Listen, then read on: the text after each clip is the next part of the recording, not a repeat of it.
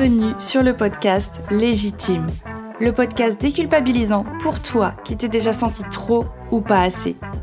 Moi, c'est Clémentine, je suis coach confiance et estime de soi et je t'accompagne à reconnecter avec qui tu es, assumer ta personnalité et enfin te libérer du regard des autres. Mon objectif ? Que tu fasses péter tous tes verrous, que tu oses être toi et que tu ailles à fond vers la vie de tes rêves. Retrouve chaque semaine des conseils, des clés, des retours d'expérience pour booster ta confiance et comprendre enfin que tu as de la valeur et que tu es légitime. Alors, tu es prête ? Aujourd'hui sur Légitime, j'avais envie de te parler du coût que ça a de ne pas oser être soi-même. Parce que, est-ce que ça t'est déjà arrivé de rire à une blague qui, en vrai, te faisait genre lever les yeux au ciel ? Tu sais, genre, fait 10 camions, poète poète. Voilà. Est-ce que t'as déjà dit non, mais t'inquiète, ça me dérange pas, alors qu'en fait, ça te dérangeait de ouf. Qu'en fait, ça t'embêtait vraiment que la personne, je sais pas, elle fume à côté de toi, par exemple. Est-ce que t'as déjà caché un truc que t'aimais faire, un truc que t'aimais écouter, un truc que t'aimais manger, parce que t'avais peur qu'on te juge? Tu vois, moi, par exemple, alors maintenant, j'ai aucune honte à le dire, hein, moi, j'aime beaucoup les tomates au sucre. Je pense qu'il y a que mes parents qui faisaient ça. À chaque fois que j'en parle, ça fait un peu bizarre. Toi-même, là, t'es peut-être en train de te dire de quoi elle me parle. Mais juste des tomates et tu mets un peu de sucre dessus. Et c'est trop bon. Puis la tomate, c'est un fruit, donc c'est logique. La meuf qui se justifie, tu sais, mais... Ça, c'est un truc. Pendant un moment, je l'ai caché parce que je me disais, on va trop me juger, on va trop trouver ça bizarre. Maintenant, je le dis, je m'en fous, ça me fait rigoler. Et en vrai, si moi j'aime ça, on s'en fout que les autres n'aiment pas ou trouvent ça bizarre, tu vois. Bref, est-ce que t'es déjà arrivé tout ça ? Voilà, te cacher, mettre des masques, brimer un petit peu qui tu étais pour pas être jugé, pour pas être regardé un petit peu bizarrement, etc. Pour pas passer pour la relou de service. Est-ce que ça t'est déjà arrivé ? Et je pense que oui, parce que sinon, t'écouterais pas le podcast. Et si ça t'est déjà arrivé, évidemment que cet épisode, je sais pas s'il va te mettre une claque, je pense que t'as peut-être déjà conscience de tout ça, mais c'est important que tu comprennes vraiment le coût que ça a sur ton quotidien de faire ça aussi souvent que tu le fais aujourd'hui. Donc aujourd'hui, je dis ça à chaque fois, ça va être un épisode assez rapide, je pense, mais c'est important qu'on en parle quand même. C'est important que tu prennes conscience de tout ça. Et la première chose que ça va te coûter, c'est ta confiance en toi, ton estime de toi. Parce qu'à force de te censurer, à force de travestir ta personnalité, à force de t'adapter constamment à la personne que tu as en face de toi, ce qui va se passer, c'est que toi, déjà, tu vas finir par oublier complètement ta personnalité véritable. Parce que, si tu te travestis, si tu prends des rôles à chaque fois différents en fonction des personnes, au bout d'un moment, tu ne sais plus où est la réalité et où est la fiction, finalement. Et t'as en plus l'impression, c'est là que je dis que tu perds en estime de toi, c'est que t'as l'impression que ta vraie personnalité, qui tu es au fond de toi, c'est moins important que celle que tu montres. C'est moins intéressant que celle que tu montres. Elle a beaucoup moins de valeur que la fiction que tu as créée. Elle a beaucoup moins de valeur que le personnage que tu as créé. Et tu vois, pour te donner un exemple, l'autre jour, je regardais mon émission Queer Eye. Donc, c'est 5 mecs qui viennent relooker, qui viennent rebooster, qui viennent prendre soin de certaines personnes qui, soit ont eu des galères dans la vie et qui se sont un petit peu laissées aller, que ce soit physiquement ou moralement, qui se sont complètement laissées aller. Et c'est des personnes de leur entourage qui appellent les Fab Five, les fabuleux 5, pour venir aider à remonter le moral, à reprendre soin de soi, à reconnecter avec leur personnalité justement et à l'amour de soi. Et l'autre jour, donc ils sont allés voir un mec qui s'était fait connaître grâce à American Got Talent, donc notre incroyable talent version US. Et cette personne, donc, il s'est fait connaître par des spectacles humoristiques, mais dans ce costume de dragon. De dragon, de dinosaure, bon, peu importe. Le problème avec ça, c'est que Il en a fait sa carrière, il a été connu pour ça, il est drôle comme ça, c'est sûr que ça donne un impact supplémentaire avec le costume.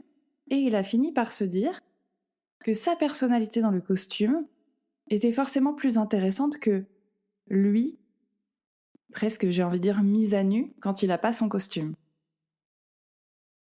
Et donc il avait vraiment une estime de lui qui était tombée en flèche, parce que quand il enlevait son costume, il avait l'impression de ne pas être intéressant, de ne pas avoir de valeur, d'être moins drôle. Comme si c'est le costume qui faisait absolument tout l'humour de ses blagues.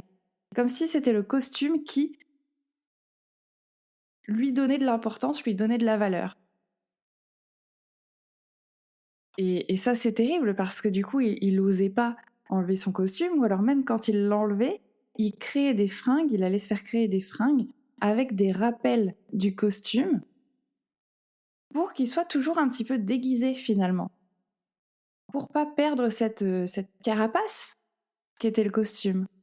Pour pas perdre ce bouclier qui était le costume. Parce que là-dedans, je dirais même pour pas perdre son costume de confiance en soi.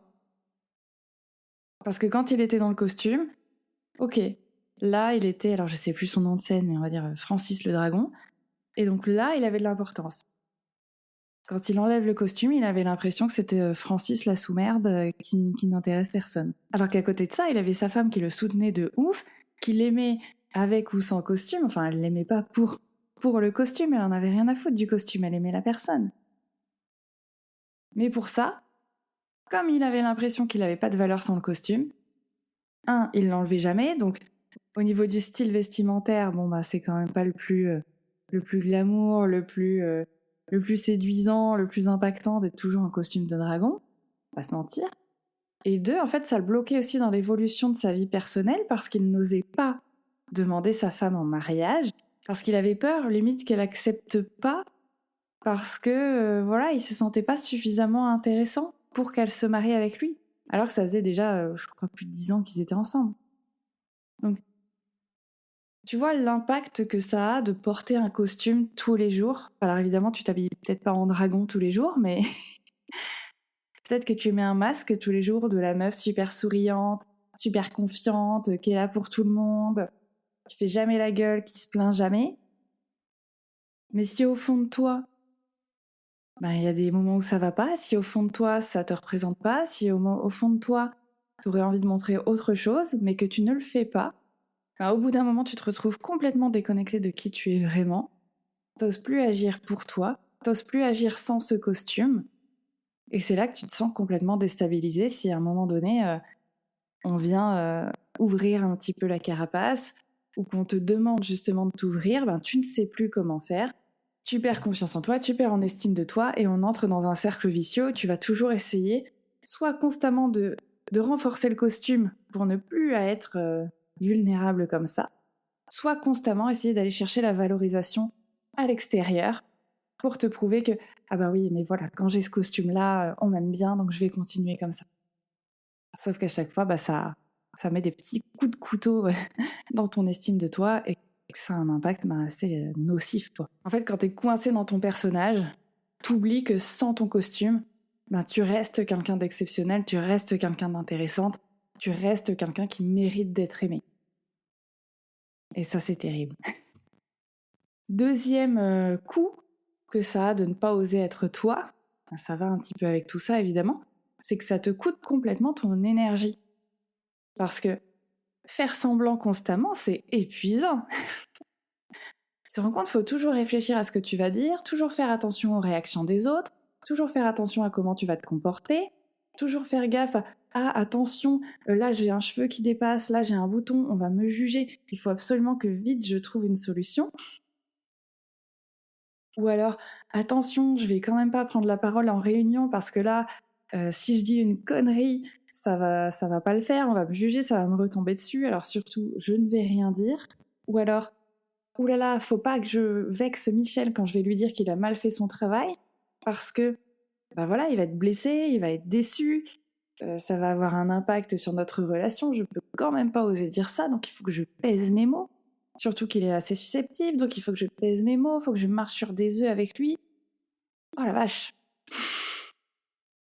C'est Waouh! C'est fatigant, c'est stressant. H24, minute par minute, dès que tu es en contact avec quelqu'un d'autre, en fait, que tu connaisses ou que tu connaisses pas, tu es constamment stressé de te dire attention à ce que je fais, attention à ce que je dis, attention à comment je me comporte, attention à ce que je pense au cas où quelqu'un le lise à travers mes yeux. C'est méga fatigant. Et surtout, je pense que quand on est fatigué, on a beaucoup plus de mal à prendre sur nous, à avoir de la résilience, à prendre du recul sur les choses. Donc ça veut dire qu'il faut faire encore plus attention à ce qu'on va dire et comment on va se comporter, parce que on sait qu'on est de plus en plus tendu et de plus en plus susceptible de péter un câble. Donc c'est épuisant fois 1000. En fait, on ne fait que se rajouter du stress constamment sur les épaules et ça commence à faire lourd sur les épaules. J'en parlais dans un épisode de podcast où je disais que la phrase que je déteste, c'est ouais, mais moi je prends sur moi. Bah ouais, mais au bout d'un moment, tu prends sur toi, tu prends sur toi, tu prends sur toi. Imagine si on te mettait des sacs de cailloux sur le dos, bah au bout d'un moment, ça fait très très lourd à porter. Et on n'est pas dans Pékin Express, on n'est pas dans koh. Au bout d'un moment, ça lâche, hein. Alors que quand t'oses exprimer qui tu es vraiment, quand t'oses être toi-même sans te poser des millions de questions, sans te dire est-ce que si je dis ça, il va réagir comme ça, mais du coup peut-être qu'il faudra que je rattrape, etc. Quand t'es juste toi-même, en fait c'est naturel, c'est fluide, c'est spontané, tout simplement. T'as pas besoin de faire d'efforts. T'as pas besoin de te mettre une pression, une charge mentale supplémentaire à anticiper tout ce qui pourrait se passer, tout ce qui pourrait être dit, tout ce qui pourrait être pensé. En fait, t'es juste là, tu vis pour toi, tu vis avec les autres aussi, parce que ça veut pas dire que d'un coup, tu vas te couper complètement des autres, pas du tout. C'est juste que tu vas être toi-même, et si jamais tu vois qu'il y a une réaction un petit peu surprenante en face, ou quelqu'un qui s'est potentiellement vexé, ben, si tu restes quand même quelqu'un d'empathique, tu vas aller poser la question, tu vas entrer en discussion, mais tout en étant toi-même. Tu vas pas commencer à te brider avant même d'avoir entamé la conversation, en fait. Tu vas pas commencer à te remettre en question alors qu'il s'est absolument rien passé pour le moment. Tu vois, j'avais vu dans une série, tu vas dire que je passe ma vie à regarder des séries, mais bon, qui ne regarde pas Netflix? Bon, peut-être toi, mais bref. Dans une série, une personne, alors la phrase c'était quoi? C'était pourquoi tu te dis non avant même que les autres n'aient eu le temps de te dire non? Et je trouve qu'elle est très, très puissante cette phrase. Pourquoi en fait toi tu te bloques? Pourquoi tu t'empêches de faire des choses? Pourquoi tu t'auto-censures avant même que les autres aient eu le temps finalement de réagir à ce que toi tu vas dire?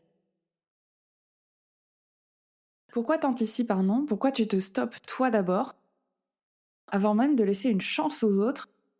Alors j'ai envie de te dire non, mais de te dire oui aussi. Pourquoi c'est toi qui prends cette responsabilité, qui coupe tout de suite, qui te coupe l'herbe sous le pied directement, avant de laisser les autres prendre leurs propres initiatives et leurs propres décisions et faire leur propre avis sur la question? Je sais pas si ça te parle, mais tu viendras me le dire sur Instagram, je serais ravie d'avoir ton retour là-dessus. Mais moi, j'ai trouvé ça très parlant. Bref, du coup, tout ça pour dire que ça te coûte vraiment ton énergie, parce que tu passes ton temps à t'adapter et que c'est très très fatigant de faire toujours constamment attention à ce qu'on fait, à ce qu'on dit, et à être toujours disponible pour les autres, par peur d'être jugé, de passer pour l'ingrate ou quoi que ce soit. Ce qui m'amène au troisième point, hein, logique, ça te coûte aussi beaucoup de temps. Parce que quand tu vas agir pour ne pas décevoir les autres, pour pas passer pour la meuf chiante, relou, un peu chelou, ça va te faire perdre du temps parce que ça veut dire que tu vas faire des choses que t'avais pas prévu de faire, peut-être. Tu vas aller dans des chemins, dans des directions qui ne sont pas les tiens, peut-être. Et tu vois, je pense notamment à certaines personnes qui auraient suivi un petit peu le chemin dicté, fortement suggéré par leurs parents, par exemple, d'être médecin, avocat, journaliste, ou tu sais, les trucs ah, il faut que tu fasses ça, comme ça tu vas réussir dans la vie. Et alors que peut-être toi, t'avais envie d'être artiste, caissière, coiffeuse, euh, ingénieur en agroalimentaire, enfin j'en sais rien, tu vois. Et que parce que t'as pas osé être toi, parce que t'as pas osé écouter tes propres envies, alors je sais que c'est pas évident hein, quand on est jeune, quand on dépend entre guillemets encore de nos parents, quoique quand on est à choisir nos études, on commence à être un peu adulte hein, quand même, mais je sais que c'est pas évident. Mais en même temps, si tu gardes ces comportements adultes, c'est exactement la même chose.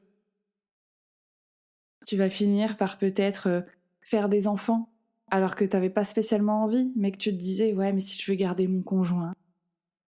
Peut-être que tu vas finir par déménager dans une autre région parce que ben voilà mon conjoint il veut aller là-bas donc je vais le suivre. J'aime pas ça, j'aime pas la montagne mais c'est pas grave, je vais y aller quand même. Peut-être que tu vas aller dans une carrière voilà qui ne te correspond pas parce que il y avait une bonne opportunité ou parce que c'est le cousin de la voisine qui a proposé ce poste et que tu t'es dit oh je peux pas dire non quand même. C'est gentil quand même de me proposer un poste dans les temps qui courent, faut que j'accepte, etc. Mais au final, tu vas finir dans un endroit qui ne te plaît pas, qui va peut-être te mener, alors pas au burn-out forcément, mais à un épuisement, à une fatigue un petit peu mentale, ou à un bore-out, hein, juste que tu vas t'ennuyer. Et au final, tu vas perdre du temps pour les choses qui te tiennent vraiment à cœur, pour les choses qui te faisaient vraiment vibrer. Donc voilà, ça te coûte du temps aussi de ne pas oser être toi-même, de ne pas oser t'écouter, de ne pas oser écouter ton instinct, écouter ce qui te fait vibrer au fond, ça te coûte un temps énorme parce que tu vas perdre du temps sur des projets qui ne sont pas les tiens finalement. Je dis pas que de temps en temps, évidemment, tu peux aller faire quelque chose, bon, ça te plaît moyen, mais t'as envie de faire plaisir à la personne, c'est ok, c'est normal, si t'as envie d'avoir des belles relations, c'est bien aussi de faire des compromis parfois. Mais quand c'est ça tout le temps, c'est plus du compromis. Là, c'est de la soumission, c'est de l'oubli de soi. Et c'est là où derrière, ben, ça pourra mener en plus à de la frustration, de l'épuisement, de la rancœur envers les gens. Tu vois, il y a combien de personnes, justement, je t'en parlais, qui déménagent dans une région pour suivre leur conjoint parce qu'il a trouvé un job super intéressant, etc. Qui disent non, c'est ok, t'inquiète, ça me dérange pas, je te suis. Et qui, quelques temps plus tard, parce que peut-être le couple c'est un peu moins bien ou toi t'es dans un mood un petit peu moins joyeux, un petit peu moins positif, un petit peu moins dynamique, et là tu vas dire putain mais en fait j'aime pas cette région, j'arrive pas à m'y plaire, j'arrive pas à me faire des connaissances, c'est de sa faute, c'est lui qui m'a forcé. Et tu vois ça c'est terrible parce qu'en fait ta responsabilité à ce moment-là, peut-être que t'aurais pu trouver un compromis et que t'aurais fini quand même là-bas. Mais là, il n'y a pas eu de discussion, il n'y a pas eu d'échange, t'as juste accepté, comme ça, parce que tu t'es dit, oh bah quand même, je vais pas faire la relou. C'est à ça, moi, que je veux vraiment que tu fasses attention. Évidemment, on peut faire des compromis, mais peut-être s'il y a quelque chose qui te dérange, parle-en avant, surtout quand ça va impacter autant ta vie à ce moment. Donc perte de temps, et dernier point, combien ça te coûte de ne pas oser être toi-même, ben, ça te coûte en fait tout simplement de vraies belles relations sincères et honnêtes. Parce que j'en ai déjà parlé, je pense dans l'épisode précédent ou il y a 2 épisodes, sur justement les prises de conscience que j'avais eues. Mais si tu ne montres pas qui tu es réellement, comment tu peux espérer que les gens t'aiment pour qui tu es? Puisqu'en fait, ils n'aiment que le personnage, que l'image que tu renvoies et que tu as créée et que tu veux bien montrer. C'est évident que les gens ne t'aimeront jamais pour qui tu es tant que tu ne leur montreras pas qui tu es. Ça peut être un petit peu violent dit comme ça, mais en fait c'est vrai. Tu peux pas aimer quelqu'un si en fait il te montre un visage qui n'est pas le sien. Peut-être que tu pourras apprendre à aimer cette nouvelle personne. Ça je dis pas, hein, c'est pas genre ça y est tu te révèles et puis les gens ne t'aiment plus du tout ou ne t'apprécient plus. Ils apprendront à t'aimer s'ils ont vraiment envie de connaître la vraie toi. Mais tu peux pas demander aux gens, tu peux pas espérer que les gens t'aiment pour qui tu es si toi-même tu ne t'aimes pas pour qui tu es et que du coup tu n'oses pas montrer qui tu es. Tu peux pas demander aux gens quelque chose, enfin, d'aimer quelqu'un en fait qu'ils ne connaissent pas, qu'ils ne voient même pas. Tu vois, il y a une époque, et je t'en parle, je suis pas sûre que j'en ai déjà parlé autour de moi vraiment, Mais il y a des phases où je me disais, je voyais une fille qui était super solaire, super dynamique, qui faisait de l'humour et tout, enfin qui osait je vais pas dire s'imposer, en fait, qui osait juste être elle-même. Et moi, c'était une époque où j'étais encore assez timide, j'osais pas trop aller vers les gens, j'étais un petit peu transparente. Je me disais au fond de moi, putain, j'aimerais tellement. Parce que je savais qu'au fond de moi, j'étais quelqu'un comme ça, de dynamique, quelqu'un qui bouge, quelqu'un qui aime bien faire un petit peu le show, tu vois. Je le savais, ça, au fond de moi, que j'étais comme ça. Mais je le laissais pas sortir. Et du coup, quand je voyais ces personnes-là, je me disais, ah, j'aimerais bien que les gens se rappellent de moi de cette manière-là. J'aimerais bien que les gens, quand ils pensent à moi, ils se disent ah, Clémentine, putain, elle est peps et tout, c'est trop bien, toujours dynamique, elle ose, elle parle naturel, quoi, elle se pose pas mille questions. Voilà, j'avais vraiment envie qu'on parle de moi de cette manière-là. Mais quand j'avais des retours d'amis ou de personnes qui me côtoyaient, c'est pas ça qui ressortait. C'était plutôt que j'étais assez discrète, assez tranquille. Alors oui, qui fait de l'humour de merde, parce que j'ai toujours fait de l'humour de merde, donc ça, je me suis jamais empêchée, mais ça ressortait pas comme j'avais envie que ça ressorte. Et pourtant, je savais que j'étais comme ça. Et ça me frustrait tellement, tellement, tellement, tellement. Et derrière, ça m'a coûté des relations, parce qu'il y a dans certaines relations où, justement, j'étais assez réservée, enfin, j'exprimais pas à 100% qui j'étais réellement, et que quand je laissais sortir des petits indices, ben là, ça mettait une ambiance bizarre dans la relation parce que c'est pas ce dont la personne était habituée à voir. Et du coup, mon mec, à ce moment-là, il avait l'impression que j'étais en mode excentrique, quoi. Que, allez, c'est parti, je pète un câble, ça y est, je suis bourrée et tout, alors que pas du tout, hein. Quand ça m'arrivait, c'était jamais sous alcool, hein, c'était 100% naturel. Mais lui, ça lui faisait cet effet-là de oula, qu'est-ce qu'il y a là d'un coup? Et il comprenait pas. Et moi, ça me frustrait encore plus parce que du coup, ça me donnait l'impression que, ah bah voilà, quand je suis moi-même, on ne m'aime pas. C'est pas la oh là, genre ça y est, ouais, c'est trop bien de te voir comme ça dans ton élément, pas du tout. C'est en fait, on ne m'aime pas, les gens ils apprécient pas ce changement. Donc il faut surtout pas que je le sois. Et donc là, tu vas me dire, bah du coup, Clémentine, c'est pas logique. Finalement, oser être soi-même, ça fait que les gens ne t'aiment pas, t'aiment plus comme ils t'aimaient avant. Et non, c'est pas ça que j'ai envie de te communiquer. Ce que j'ai envie de te montrer, c'est que c'est normal que les gens aient été surpris, que lui, il ait été surpris, parce que j'avais jamais osé lui montrer qui j'étais réellement. Parce que j'avais l'impression que si je montrais dès le départ dans ma relation qui j'étais réellement, il ne m'aimerait pas pour qui je suis. En fait, je suis partie de ce statut dès le début. Donc dès le début, je me suis brimée, j'ai porté un masque, hein, comme je parlais au début, j'ai porté un masque, j'ai atténué ma personnalité pour que ça matche. En tout cas, j'avais l'impression que j'étais obligée de faire ça, hein. Lui, il m'a jamais suggéré quoi que ce soit, hein. C'est moi qui me suis bourrée de suppositions et de principes comme ça. Donc forcément, ça l'a surpris quand ma personnalité elle est sortie un peu comme ça de nulle part, surtout que j'étais pas constante.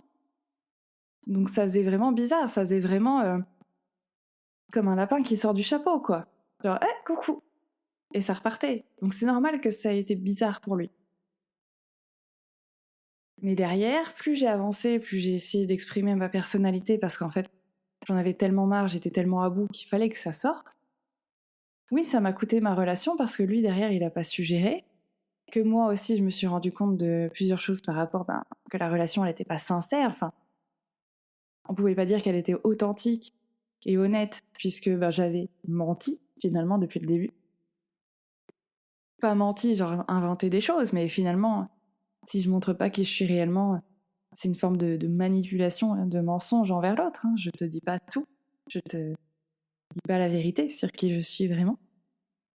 Et bref, ça m'a coûté des relations qui auraient peut-être pu mieux se passer si j'avais montré dès le début, qui se seraient peut-être pas passées du tout si j'avais montré dès le début, mais ça m'aurait fait gagner du temps là aussi, tu vois. Donc oui, si tu commences à assumer ta personnalité, qui tu es vraiment, ça va peut-être surprendre et oui, ça va peut-être chambouler certaines relations. Mais derrière, tu vas trouver des personnes qui vont vraiment connecté avec qui tu es, toi, à 1000%. Qui te verront sans filtre. Et tu vois, je le vois avec mes clientes. Il y a beaucoup de mes clientes qui me disent « Ah, ben avec tel ami, je me bloque pas, je suis comme je suis, je me pose pas de questions. » En fait, c'est ça qu'on va chercher. C'est que en étant toi-même, tu vas finir par trouver ces personnes-là avec qui tu te poses pas de questions, tu es toi-même. Et elles t'aiment comme ça. Et plus tu assumes, plus tu trouves ce genre de personnes. Et plus tu arrives à faire la distinction avec les personnes que j'ai envie d'avoir dans ma vie parce qu'elles matchent avec mon énergie et je sais qu'on va être dans un échange de bienveillance, de partage, etc. Et d'autres personnes où tu sais que, ok, elles partagent pas à 100% ce que j'aime, c'est ok, on s'apprécie quand même, on se fréquente quand même. Ou alors, elles matchent pas du tout avec mon énergie et du coup je n'en veux pas, je n'en veux plus. Et ça, c'est une sacrée forme de liberté. Pour te donner une image, en fait, quand tu es pas toi-même avec les gens qui t'entourent, c'est vraiment comme si tu réservais tes vacances sur Airbnb ou sur un hôtel quelconque, Booking, etc. Tu sais, t'as toujours les belles photos bien prises, le meilleur angle, etc. T'arrives dans le logement, et là, le canapé, il est pourri, les murs, ils sont pourris, les couleurs sont pas les bonnes, c'est une pièce qui fait 5 mètres carrés, et tu vas devoir y passer 3 semaines. C'est un peu la déception, c'est un peu la surprise, là, c'est un peu la douche froide. Alors qu'en fait, toi, tu es ce bel appartement Airbnb avec les super couleurs, avec le canapé super design, super confort, etc. Tu es ça. Mais toi, l'image que tu donnes, c'est le canapé un peu usé, les murs un peu usés, parce que t'oses pas montrer à quel point t'es un Airbnb sexy, intéressant, plein de valeurs, etc. J'espère que tu aimes être comparé à un appartement Airbnb. Bref, tout ça pour te dire que... Bref, tout ça pour que tu te poses la question aujourd'hui, si t'avais pas cette peur terrible d'être jugé, d'être critiqué, d'être observé, d'être vu finalement, combien de temps, combien d'énergie, combien de confiance tu regagnerais, et surtout combien de relations sincères tu gagnerais à exprimer qui tu es réellement. Si aujourd'hui tu fais un état des lieux, où t'en serais si t'avais pas cette peur du jugement? Est-ce que tu serais là où tu serais actuellement?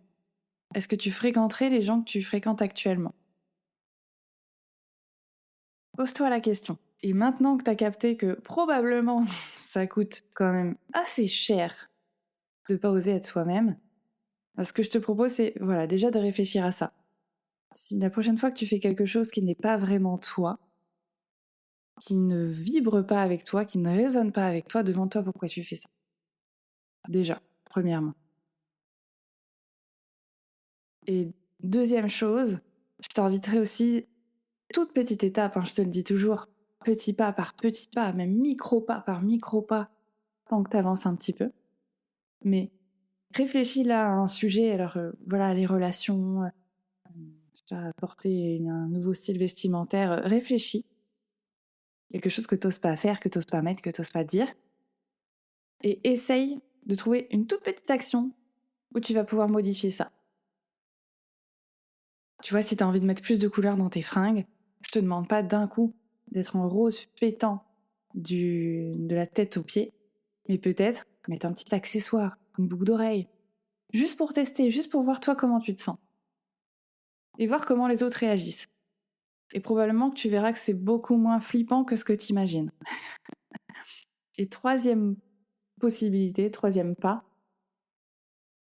si t'as écouté cet épisode et que ça résonne et que t'as vraiment envie que ça change parce que t'as plus envie de perdre ce temps-là, t'as plus envie de bousiller ton estime de toi, t'as plus envie de te cacher, j'ai créé l'atelier super pratique, super concret qui va te permettre de vivre la meilleure relation avec toi-même pour le meilleur et pour le pire, parce que je le répète ici, c'est pas les bisounours. Il a lieu le 25 février, ça sera en ligne, donc c'est à 20h30, peu importe que tu sois dispo ou pas, tu auras le replay. Et l'idée, c'est que tu apprennes vraiment à assumer qui tu es sans peur d'être jugé. Donc on va travailler sur quoi? Sur la honte, qui est un gros sujet, une grosse émotion qui, je sais, est paralysante. Sur la petite voix intérieure, mais aussi sur comment accepter toutes les facettes de ta personnalité. Comment faire en fait pour être la meilleure partenaire pour toi. C'est le 25 février et vraiment si t'en as marre de t'effacer et qu'aujourd'hui t'as envie de te montrer, t'as envie d'être vue, t'as envie d'assumer qui tu es, c'est l'atelier qu'il te faut, vraiment. Donc je te mets toutes les infos dans la description, tu t'inscris, on se voit le 25 février et je pense que c'est le plus beau cadeau que tu puisses te faire dans le mois de l'amour. Donc si t'as des questions, c'est toujours pareil, tu m'écris sur Instagram et j'y répondrai avec grand plaisir. Sur ce, je vais terminer cet épisode qui a été, comme d'habitude, assez long, malgré le fait que je t'ai pourtant dit que ça serait assez court. J'espère qu'il t'a plu et je te dis à la semaine prochaine sur Légitime.